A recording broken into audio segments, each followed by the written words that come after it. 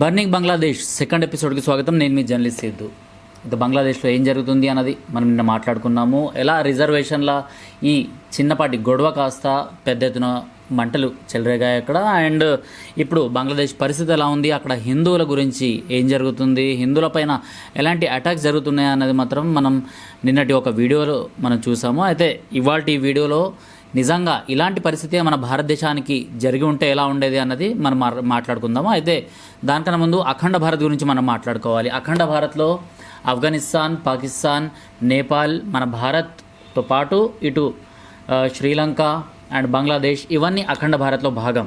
అయితే ఒక దేశానికి సంబంధించిన కుట్ర రాజకీయ నీతిలో వీళ్ళందరూ కూరుకుపోయారన్నమాట. అంటే భారతదేశము ఒక సూపర్ పవర్గా ఇక్కడ ఎదుగుతుంది అండ్ ఆ సూపర్ పవర్ని తుంచివేయాలనేసి అమెరికా, చైనా అండ్ పాకిస్తాన్ లాంటి, అంటే మన పక్కన బళ్ళెం ఏదైతే ఉందో పాకిస్తాన్ లాంటి దేశాలు వాళ్ళ కుయుక్తుల్ని ప్రయోగించి భారతదేశంలో ఎప్పటికప్పుడు ఇక్కడ ప్రభుత్వాల్ని అస్థిరపరచాలి అనేసి ఇక్కడి వాళ్ళపైన ఏదో ఒక సమస్యల్ని లేవనెత్తించి ఇక్కడి గవర్నమెంట్ని ఒకవైపు నెగటివ్ మార్క్స్ తీసుకొచ్చేలాగా చేయాలి అనేసి అయితే ఎప్పటి నుంచో ప్రయత్నిస్తూనే ఉన్నాయి. అందులో అమెరికా దీనికి పెద్దన్న పాత్ర పోషిస్తే చైనా ఆ తర్వాతి స్థానం. ఎందుకంటే ఏషియా ఖండంలో, మన ఆసియా ఖండంలో అమెరికాకి ఎవరైనా ధీటుగా వెళ్తున్నారు, సూపర్ పవర్గా ఏదైనా కంట్రీ ఎదుగుతుంది అంటే అది మన భారతదేశం మాత్రమే.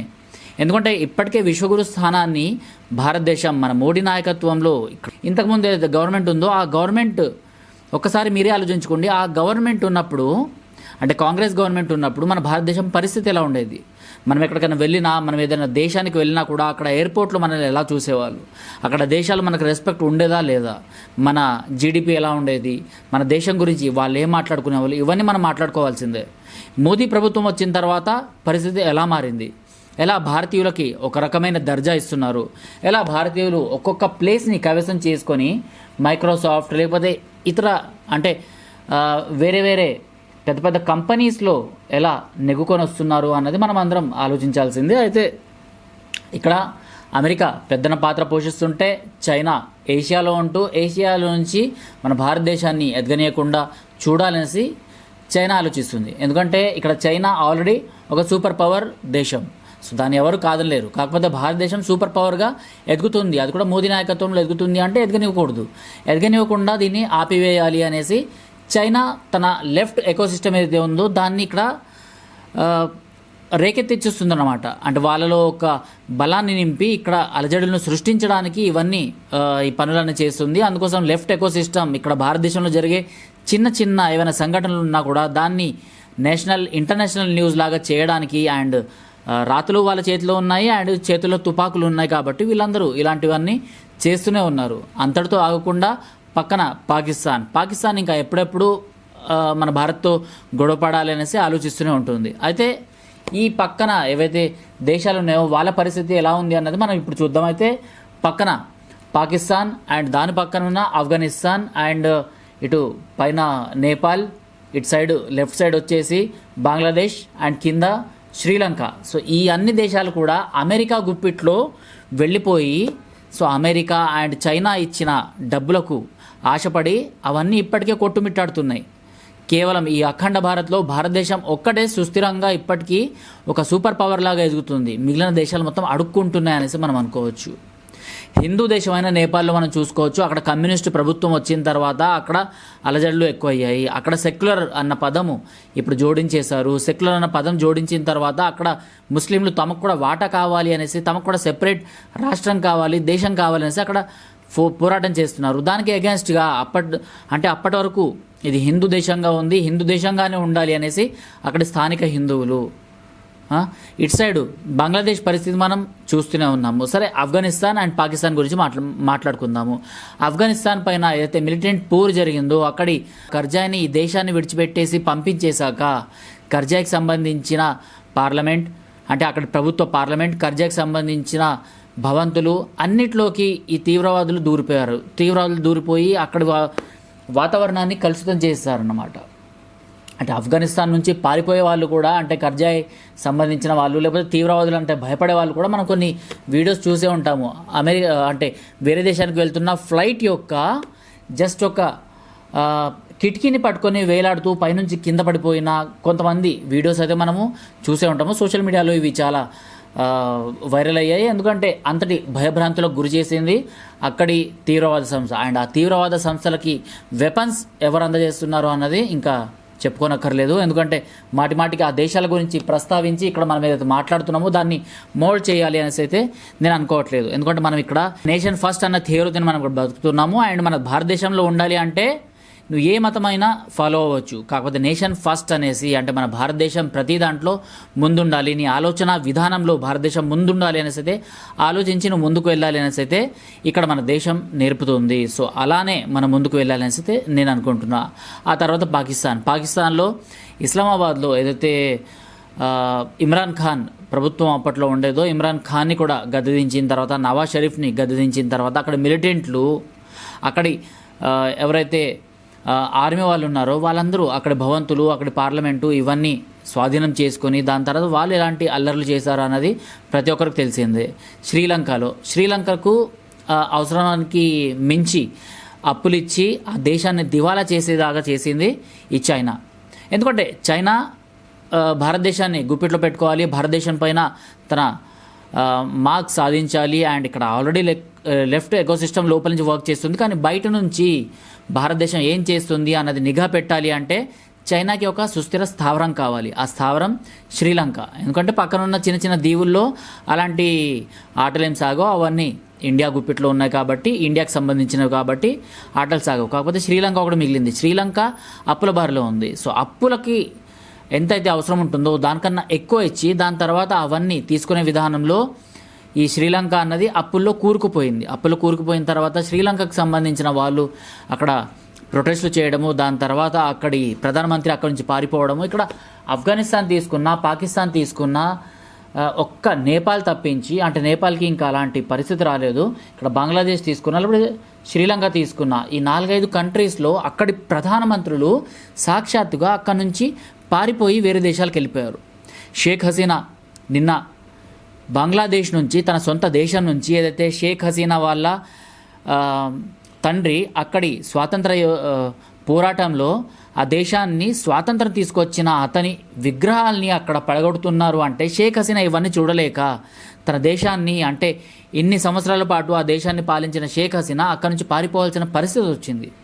అక్కడ నుంచి ఆమె హెలికాప్టర్లో ఇండియాకి వచ్చేంత వరకు ఇండియా బార్డర్ నుంచి మన వైమానిక దళం నుంచి కొన్ని జెట్ ప్లేన్స్ ఆమెని ఫాలోఅప్ చేయడం జరిగిందనమాట, ఆమెకి సెక్యూరిటీ ఇస్తూ. అంటే అలాంటి పరిస్థితుల్లో షేక్ హసీనా ఉంది. అలాంటి పరిస్థితుల్లో పాకిస్తాన్, ఆఫ్ఘనిస్తాన్ లాంటి కంట్రీస్ ఉన్నాయన్నమాట. సరే, పాకిస్తాన్, ఆఫ్ఘనిస్తాన్ ఇవన్నీ పక్కన పెడదాం. ఈ లెఫ్ట్ ఎకోసిస్టమ్ అన్నది ఎలా విజృంభిస్తుంది అంటే ఇది కేవలం ఏషియన్ కంట్రీస్నే కాదు, అటు సైడ్ అమెరికాని కూడా ఇది ఒకప్పుడు అతలాకుతలం చేసింది. బ్లాక్ లివ్స్ మ్యాటర్లో అంటే ఈ నల్ల జాతీయులు, తెల్ల జాతీయులు అనేసి, శ్వేత జాతీయులు అనేసి ఏదైతే గొడవ జరిగిందో అందులో ఈ లెఫ్ట్ ఎకోసిస్టమ్ అన్నది తన తడాకా చూపించింది. దానివల్లనే ఇప్పుడు అమెరికాలో ఏదైతే ప్రభుత్వం ఉందో అది ఈ బ్లాక్ లివ్స్ మ్యాటర్ వల్ల తనకు పాజిటివ్గా కలిగి ట్రంప్ దిగిపోవడము, దాని తర్వాత ఈ ప్రభుత్వం రావడము, ఇలాంటివన్నీ జరిగాయి. అయితే ఈ లెఫ్ట్ ఎకోసిస్టమ్ ఇలా విజృంభించి అమెరికాకు సంబంధించిన ట్రంప్ దిగిపోయేటట్టు అండ్ అక్కడ కూడా ఎప్పుడు జరగనటువంటి అల్లర్లు జరిగేటట్టు కూడా ఈ లెఫ్ట్ ఎకోసిస్టమ్ తయారు చేసిందనమాట. సో ఇక్కడే కాదు, ఫ్రాన్స్లో తీసుకున్నా లేకపోతే ఇంకా ఏ దేశాల్లో తీసుకున్నా కూడా ఈ లెఫ్ట్ ఎకోసిస్టము, ఈ వోకిజము, ఈ ఇస్లామిక్ టెర్రరిజము ఇలాంటివన్నీ పెట్టరేగిపోతే అక్కడి దేశాల యొక్క ఏవైతే సంస్కృతులు ఉంటాయో అవి కనుమరుగైపోయి దాని తర్వాత అక్కడ ఈ రాడికల్ ఇస్లామిస్టులు, ఈ లెఫ్ట్ ఎకోసిస్టము వీళ్ళందరూ రాక్షసుల్లాగా అక్కడి జనాలపైన పడుతూ, అప్పటిదాకా రెఫ్యూజీస్గా ఉన్న వీళ్ళందరూ ఆ తర్వాత జనాలపైన పడుతూ మాత్రం జాంబీస్ లాగా అటాక్ అయితే చేయడం జరిగింది. అయితే దీన్ని వైట్ వాష్ చేయడానికి జుబేర్ అండ్ కొంతమంది ఏదైతే టీం ఉందో వీళ్ళందరూ వైట్ వాష్ చేయడానికి ఇప్పటికే ముందు వరుసలో నిలబడ్డారు. అండ్ బంగ్లాదేశ్లో అసలు ఏం జరగట్లేదు, అక్కడ హిందువులపైన ఎలాంటి అటాక్స్ జరగట్లేదు అనేసి పోస్టులు అయితే కొన్ని వైరల్ చేస్తూ కనిపించారు. అయితే జుబేర్ ఒక 3-4 ఫోటోలు అయితే వైరల్ చేశాడు. అయితే జుబేర్ కేవలం 3-4 ఫోటోలు మాత్రమే ఇక్కడ వైరల్ చేస్తున్నాడు, కానీ నిజంగా అసలు అక్కడ ఏం జరుగుతుంది అన్నది మాత్రం ఈ fact checker, so called fact checker దీని గురించి మాట్లాడలేదు అనమాట.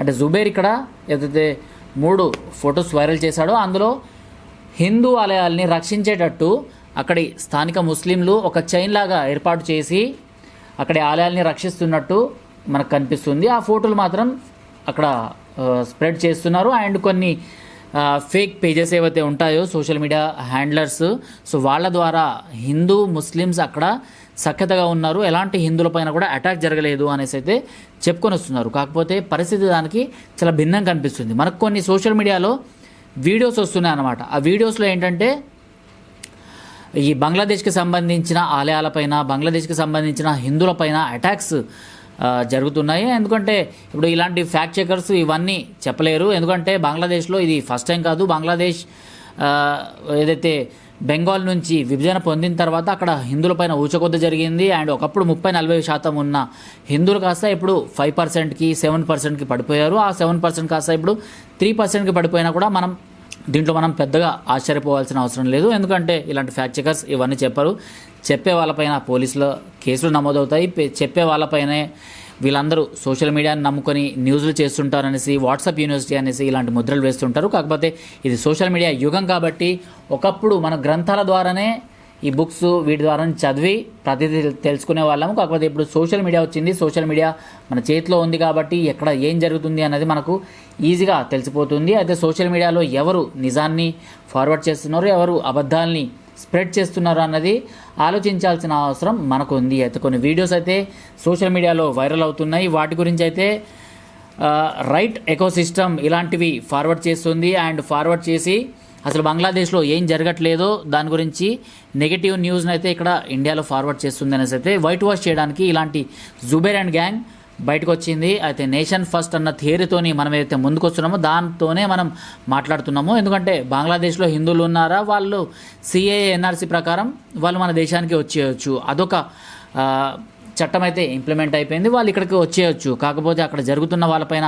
ఆస్తి ఏదైతే వాళ్ళపైన అల్లర్లు జరుగుతున్నా, వాళ్ళపైన రేప్ జరుగుతున్నాయో నిన్న ఇంకొక వీడియో కూడా వైరల్ అయింది. ఆ వీడియోలో ఏంటంటే షేక్ హసీనా యొక్క తండ్రి గారు ఎవరైతే ఉన్నారో సో ఆయన యొక్క విగ్రహానికి ఒక హిందూ అబ్బాయి లేకపోతే ఒక స్థానిక హిందూ ఎవరైతే ఉన్నారో అతన్ని కట్టేసి అతని బట్టలు మొత్తం విప్పిచ్చేసి, అంటే ఇలాంటి భయానక వీడియోస్ అయితే నిన్న వైరల్ అయ్యాయి. కట్టేసి అతన్ని కొట్టడం జరిగింది అండ్ అతన్ని చంపివేయడం జరిగింది. ఇలాంటి భయానక వాతావరణం బంగ్లాదేశ్లో నెలకొంది. సో అలాంటి ప్లేస్లో హిందువులు ఎలా బతికి బయటపడతారు అనేసి మీరు అనుకుంటున్నారు? ఈ లెఫ్ట్ ఎకోసిస్టమ్ ఏదైతే వైట్ వాష్ చేయడానికి ట్రై చేస్తుందో దీన్ని మనం కాస్త గట్టిగా నిలదీయాల్సిన అవసరం అయితే ఉంది. ఎందుకంటే ఇక్కడ నేను మతం గురించి మీరు మాట్లాడండి అనేసి నేను చెప్పట్లేదు. నేషన్ ఫస్ట్ అనేసి నేను ఏదైతే ఫస్ట్ టైం మీకు వీడియోలో మాట్లాడానో సో దాని గురించి నేను మాట్లాడుతున్నాను. నేషన్ ఫస్ట్ అన్నది మనం ఆలోచించుకుంటూ మనం మాట్లాడాలి. సో మన నేషన్ ఫస్ట్ అన్న థియరీలో మన భారతదేశానికి సంబంధించిన వాళ్ళు ఏ దేశంలో ఉన్నా కూడా వాళ్ళని ఇక్కడ తీసుకురావాలి అంటే వాళ్ళకు సిఏఏ ఎన్ఆర్సీ అనేసి ఒక చట్టం తీసుకొచ్చాము. సో ఆఫ్ఘనిస్తాన్ నుంచి, పాకిస్తాన్ నుంచి ఇప్పటికే చాలామంది ఇక్కడికి వచ్చేసారు. అండ్ అలానే బంగ్లాదేశ్లో ఇప్పటికీ మేము సేఫ్గా ఉన్నాము అనుకున్న వాళ్ళపైన కూడా అటాక్ జరుగుతున్నాయి. కాబట్టి వాళ్ళు కూడా ఇక్కడికి వచ్చే సూచన అయితే కనిపిస్తున్నాయి. అయితే ఇదంతా రాడికల్ ఇస్లామిక్ గ్యాంగ్స్ చేస్తున్నారు. స్టూడెంట్స్ యూనియన్ వేషంలో వీళ్ళందరూ ఇదంతా చేస్తున్నారనమాట. లేకపోతే స్టూడెంట్స్ యూనియన్స్ చేసే గొడవలకు లేకపోతే రాడికల్ ఇస్లామిక్ యూనియన్స్ చేసే గొడవలకు తేడా తెలియకుండా పోతుందా మన అందరికీ? స్టూడెంట్స్ యూనియన్స్ ఎలా చేస్తారు గొడవలు అండ్ రాడికల్ యూనియన్స్ ఎలా చేస్తారు అన్నది మనం ఇప్పటికే మన భారతదేశంలో కూడా మనం చూసాము. అండ్ ఖలిస్తానీ తీవ్రవాదులు ఎలా అయితే రాడికల్గా ఇస్లామిక్ తీవ్రవాదులతో కలిసి ఎలాంటి గొడవలు చేశారు మన ఢిల్లీలో, మన పార్లమెంట్ సాక్షిగా, అండ్ పంజాబ్, హర్యానా ఇవన్నీ ఈ గొడవలన్నీ చూసేసిందన్నమాట. సో అలాంటి గొడవలు ఎలా ఉంటాయో అన్నది మనం పెద్దగా దీని గురించి మనము ఆశ్చర్యపోవాల్సిన అవసరం లేదు. ఎందుకంటే మనందరికీ ఇదంతా తెలిసిందే. అయితే దీని గురించి మీరు ఏమనుకుంటున్నారు? నిజంగా ఇస్లామిక్ రాడికలైజేషన్ ఏదైతే స్ప్రెడ్ అవుతుందో మన చుట్టుముట్టు కంట్రీస్లో దానివల్ల భారతదేశానికి ముప్పు ఉందా?